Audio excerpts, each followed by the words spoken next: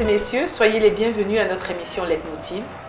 Nous recevons pour vous une dame qui a fait ses preuves dans la mode et qui a réussi sa reconversion dans la restauration. Nicole Amiens, bonsoir. Bonsoir Corinne. Soyez la bienvenue à Leitmotiv. Merci. Si on devait parler de vous, qu'est-ce qu'on dirait? Alors, qu'est-ce qu'on dirait de moi? Je suis Nicole Amiens, avant tout créateur de mode, mère de 2 adorables petits-enfants, éleveur à ses temps perdus et aujourd'hui restauratrice. Qu'est-ce qui t'a emmené à la mode, Nicole? Alors Corinne, tout est parti d'un pari avec la fille d'Angibel à l'époque, qui est toujours aussi une très bonne amie pour moi et qui m'avait demandé si je pouvais m'occuper du magasin de sa mère. Donc je lui disais, mais moi je n'avais jamais fait la mode, je ne connaissais rien, je savais seulement dessiner, faire des esquisses et tout, mais je n'étais pas vraiment, comment on peut dire, ancrée dans la mode.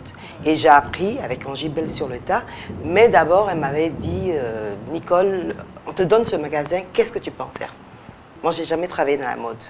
Donc j'ai dû démarrer petit à petit avec les tailleurs et tout, choisir les étoffes, les couleurs, les matières et tout, travailler. Et au bout de 3-4 mois, Angibel qui m'a regardé m'a dit, mais tu avais déjà fait la mode? J'ai dit non. Elle m'a dit, tu es sûre Nicole? J'ai dit non. Elle me dit, mais chaque fois que je m'habille, chaque fois que je sors, chaque fois que je reçois des clients, tu as toujours ton petit mot. Tu n'as pas envie de choisir, de dessiner toi-même des modèles? Je lui ai dit, est-ce que je peux? Et c'est comme ça que c'est parti. Elle m'a dit, écoute, je te mets au défi, vas-y, fais tes dessins. Lâche-toi, fais tes dessins. Donc quand elle n'était pas là, mais je ne dessinais jamais quand elle était là parce que j'avais toujours peur là. Que ça ne voilà, ça que ce ne soit lui vraiment plaise pas à son goût, tout ça. Et je faisais les dessins, je montrais à sa fille, elle me dit, oh, montre ça maman, elle va aimer. Je lui dis, tu es sûre? Elle me dit, je te jure Nicole, maman va aimer. Et c'est comme ça. Au fur et à Elle m'a mesure. dit, voilà, je te mets au défi, fais une collection. Et puis j'ai dessiné une collection et puis c'est parti. Et ça a coïncidé avec la naissance de mon second enfant, c'est-à-dire ma fille. Donc je me suis dit, c'est pas évident de travailler à l'extérieur en étant mère de famille, un bébé et tout. J'ai installé mes ateliers à ma maison, à domicile, que j'ai pu agrandir parce que maintenant je suis dans la confection industrielle aujourd'hui. Et voilà quoi, c'est parti de là. T'occuper de tes enfants. Et comme ma fille s'appelle Loyane, alors donc on m'a demandé comment s'appelle ton atelier. La première chose, je cherchais le nom, je me dis mais qu'est-ce que je vais dire? Alors chaque fois qu'on indiquait la maison de Loyane, et du coup ça a été ma griffe Maison Loyane. Pour quelqu'un qui débute dans la mode, est-ce que ça a été facile, même si vous sortiez de chez Angibel, ça a été facile de vous lancer à votre propre compte? Je dirais oui et non, parce que oui, pourquoi? Parce que c'est passionnant. Et non, parce qu'il faut beaucoup de courage, parce qu'on a toujours des embûches. D'abord, il fallait trouver un financement pour s'installer. Ensuite, une fois installé, qu'est-ce qu'on fait nous, créateurs? Il faut attendre les clients ou bien aller les chercher. Et je veux dire que quand on est jeune créateur, qu'on n'est pas connu, on a une marque qui passe pratiquement inaperçue, on est nouveau sur place, donc je veux dire, on n'a vraiment pas de clients, quoi. On est obligé de faire ce qu'on peut appeler des mannequins modèles. C'est-à-dire, toi, par exemple, je t'habillerai gratuitement. Et je sais que si tu sors, tu vas dans un endroit, tu m'emmèneras de la clientèle. Et voilà ce qu'on rencontre quand on veut vraiment démarrer dans le monde de la mode. Sinon, si on veut s'installer en tant que petit tailleur, c'est différent. Mais quand on a besoin de côtoyer un autre monde, on est obligé de faire ce qu'on peut appeler un genre de lobbying en habillant journaliste, chanteur, mais oui, tout ça a des frais moindres, quoi. Vraiment, c'est... Mais au niveau de ton atelier, tu as eu du mal ou ça a été facile de trouver des tailleurs? Ça a été, je dirais pour les tailleurs, ça a été un petit peu difficile parce que chaque fois que j'avais un bon tailleur, on me le piquait. Alors j'avais toujours quelqu'un qui passait, qui venait, qui proposait 2 fois plus et qui le piquait.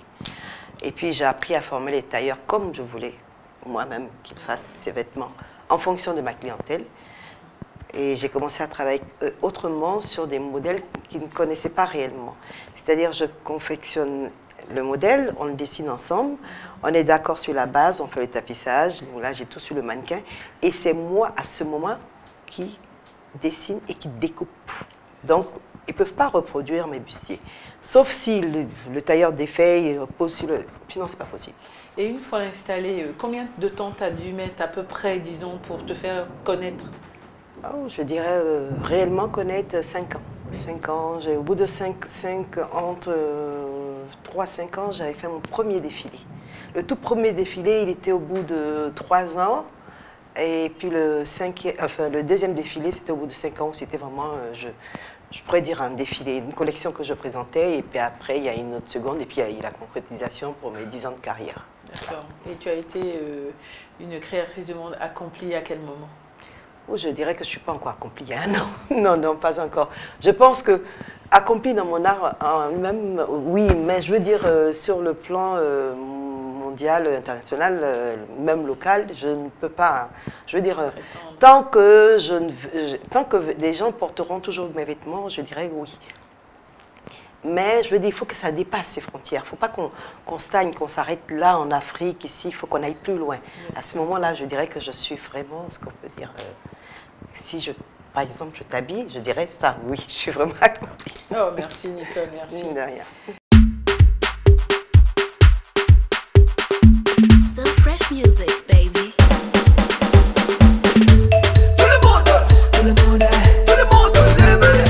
Bonjour, moi c'est Tchémélé Christophe, propriétaire des établissements Ferrari en Côte d'Ivoire. On m'appelle couramment Ferrari.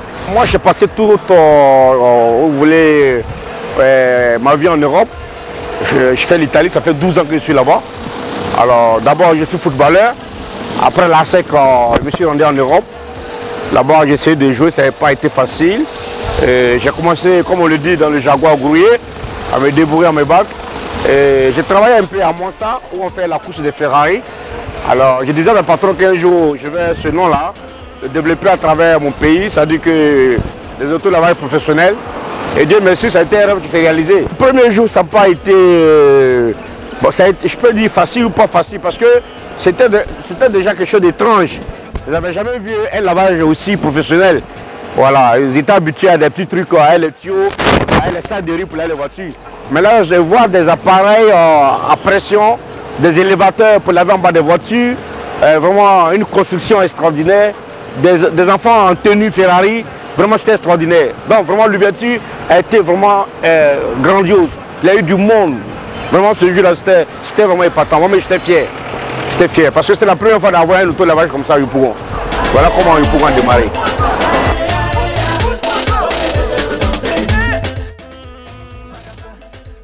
Aujourd'hui, si on veut voir tout le personnel de tous les Ferrari, nous sommes à 80e personne que je paie chaque semaine. Parce que Ferrari, nous, on ne paie pas par mois. Que je paie chaque semaine. Donc, quelque part, bon, moi, j'ai dit merci à Dieu parce qu'il me permet d'aider des jeunes gens qui sont là à l'école, qui ont des diplômes. Malheureusement, aujourd'hui, il n'y a pas de boulot. Le pays est un peu dur, mais on espère tous que ça va rentrer en ordre. Mais encore une fois, c'est une fierté pour moi de les aider à gagner leur pain et à aider aussi les familles. Bon, moi, je peux dire que le bilan est positif parce qu'à travers le premier investissement de Yopougon, il y a eu des autres établissements qui ont suivi. Palmera a suivi, Angers a suivi. Et là, on est en train de viser sur Yamoussoukro. Voilà, parce que c'est notre manière, c'est ma manière à moi de contribuer au développement de mon pays. Je Ferrari, je crois que ça va marcher parce que je me fais confiance en moi-même. Tu sais, il faut avoir confiance en ce que tu fais, il faut avoir la foi. J'ai en foi à Dieu. Et puis, je m'y connais. Parce que l'auto-lavage, je l'ai pratiqué en Europe. Parce que je dis, c'est pas la peine, le problème n'est pas d'avoir le bac, chercher directeur, PDG. Non, il faut permettre aux jeunes d'entreprendre.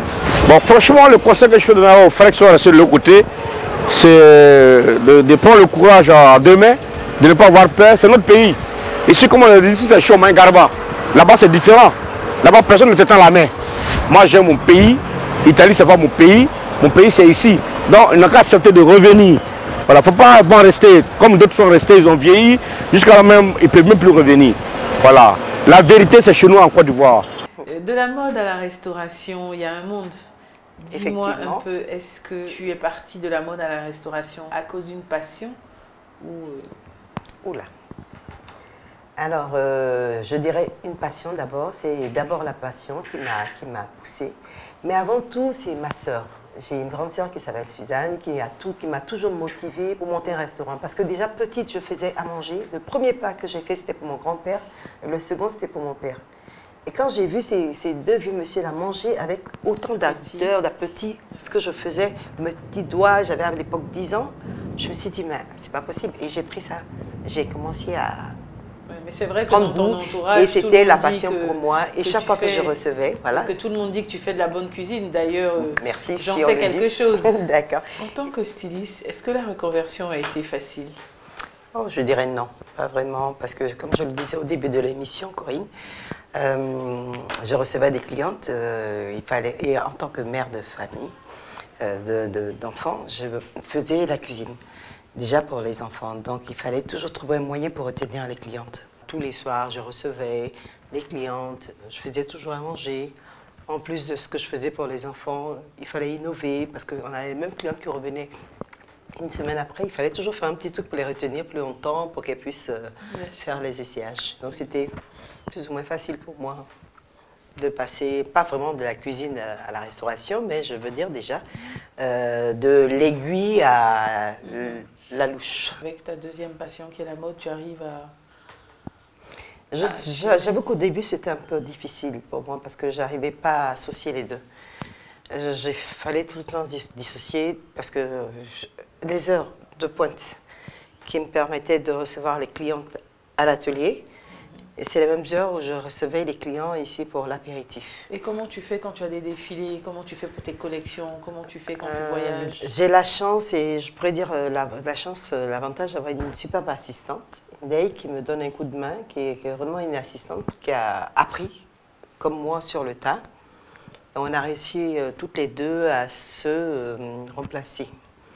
Quand je ne suis pas là, elle essaye tant bien que mal, mais je pense qu'elle réussit très bien. Oui, elle y arrive, vraiment. Pour terminer cette émission, Nicole Amiens, que pourriez-vous donner comme conseil à toutes ces femmes qui nous suivent?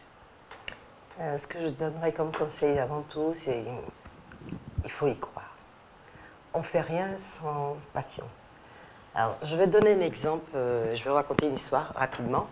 J'ai connu un pompiste à l'époque qui était pompiste, mais il était tellement passionné par son métier. Je ne sais pas si vous savez, le simple fait de servir, de faire un sourire au client, de prendre la monnaie, de rendre la monnaie, avec tellement de passion et de politesse qu'il en a fait de ça un métier d'art.